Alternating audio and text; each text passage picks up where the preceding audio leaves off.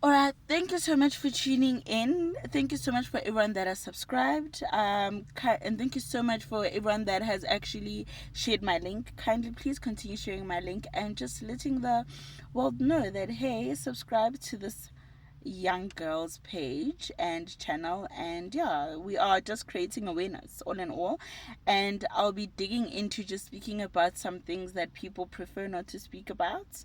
I'm awfully known for that. Speak my mind, no falter. All right.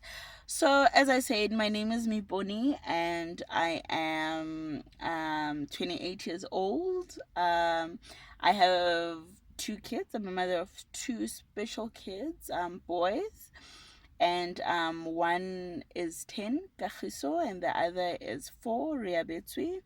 And I'm engaged to a wonderful man who worships the ground that I walk on. His name is Katleo Moremi. I'll have some episodes where he'll be in as well as the kids. So yeah, so all right. So as I said, that I'll be speaking around abuse and what I was exposed to. Obviously, there'll be parts to the channel and episodes as well, so you'll be able to keep track. And so, okay, so here goes. Here goes. So I met this guy. I think I was in grade 9. Very young, very very young, and obviously still a virgin. And we were actually introduced by a mutual friend. I don't want to mention any names, but I will mention his name. Not full name though. And we were introduced by a mutual friend. And yes, I had been dating, but obviously, high school dates, there was no going out, there was no such thing. Um, and yeah, so him and I started dating, and pretty romantic, would chill, listen to music. He's the one that actually introduced me into R&B. And well, he found I was really naive, really innocent. um and we dated. He was the first guy I've ever encountered any sexual activities. He's the one who broke my virginity, and being the girl that I was, I've always told myself that whoever breaks my virginity will be my husband. And we dated. So grade 9, grade 10. The end of grade 10 is when my mother passed away. I was like 16 when my mother passed away, December. And that was the hardest time of my life, because, well, practically I've always lived with my mom. My dad was in and out of my life, never consistent. But that's a story for another day. And when she passed away, it was like I lost my best friend. We lived together. It was just us. I have other siblings though, siblings from my mom's side, siblings from my dad's side. But between my mom and my dad, I am the only child. And when my mom passed away, obviously 16, teenager, um, I just became rebellious. A kind of way, well, some sort, a way of actually dealing with the major loss. I took it really hard, and fortunately for me, I have an older sister from my mother's side who actually took over. She was also fairly young. She was like 23, and she was raising myself, a teenager, with my nephews who actually belonged to my older sister, who had also passed away. So you can imagine with all the losses. And yeah, so she took it upon herself to actually come and stay with us at my mother's house, which is in the east in Vosloorus. And she practically raised us, you know. and that's where this guy Tebogo actually also lived. That's where we met. Also the mutual friend also still lives there as well in the east, Phosphorus. So yeah, so after my mother's passing, that's when things got real, in a sense that that's only when the abuse started after my mother's passing. So the first encounter was when it was June. I was in matric. It was June and it was winter school. And obviously, being in matric, when school closes for the others, being matric, you will attend extra classes during the June school holidays so that you can catch up, so that when September comes for the prelims, um, you're already done with the syllabus.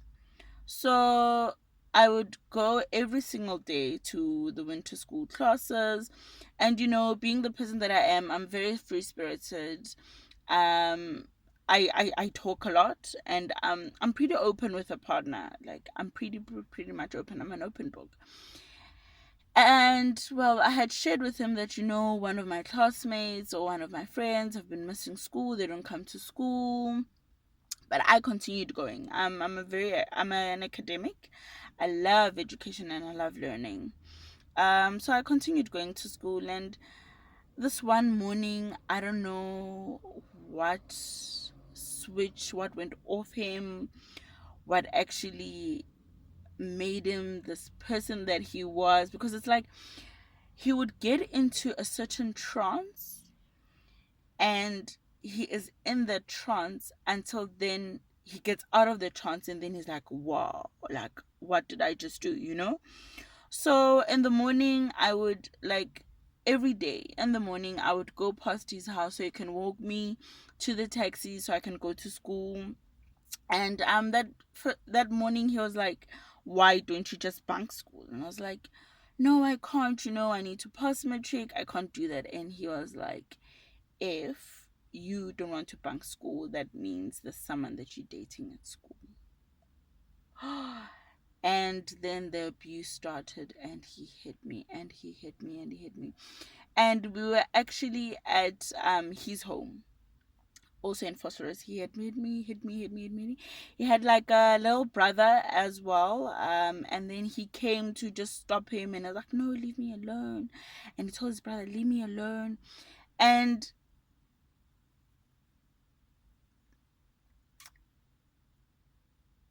I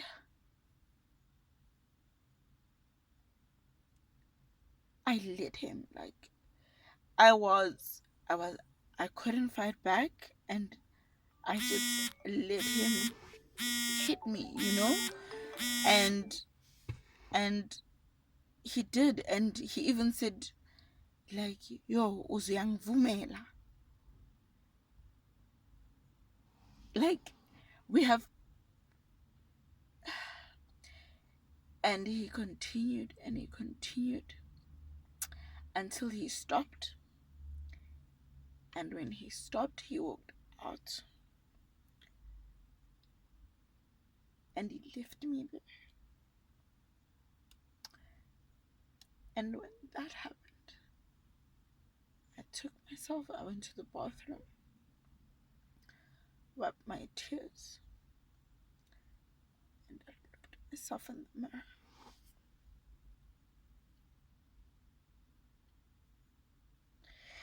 Sorry about this, I didn't know that I was going to cry.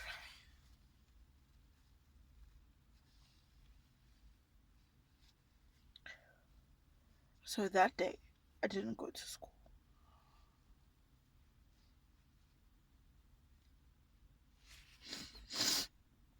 So that day, I didn't go to school. And I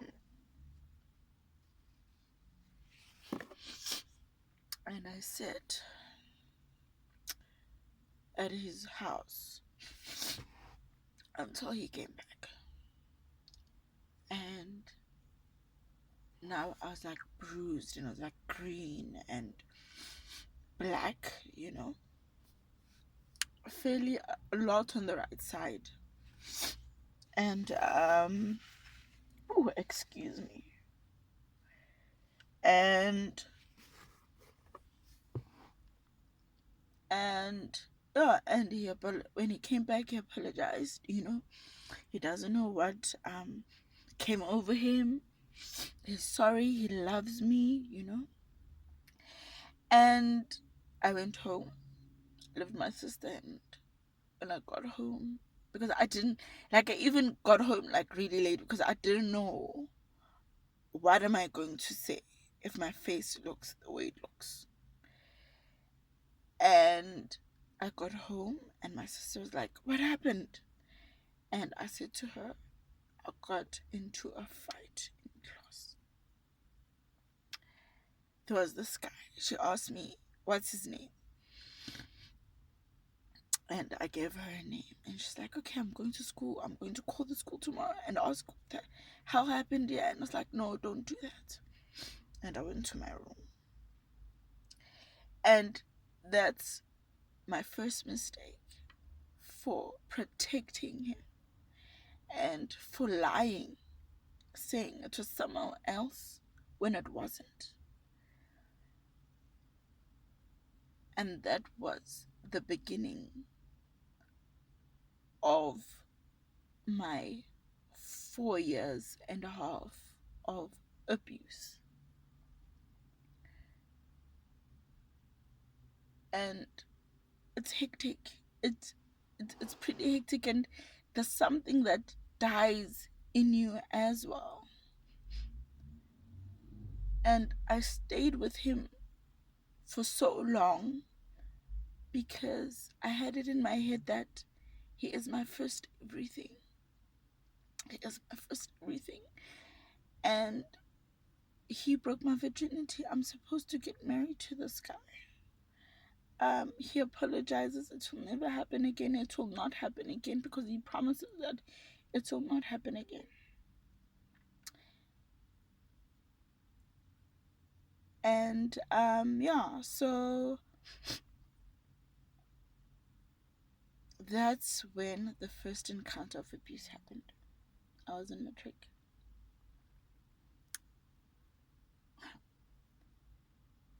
For today, I'm just going to end there.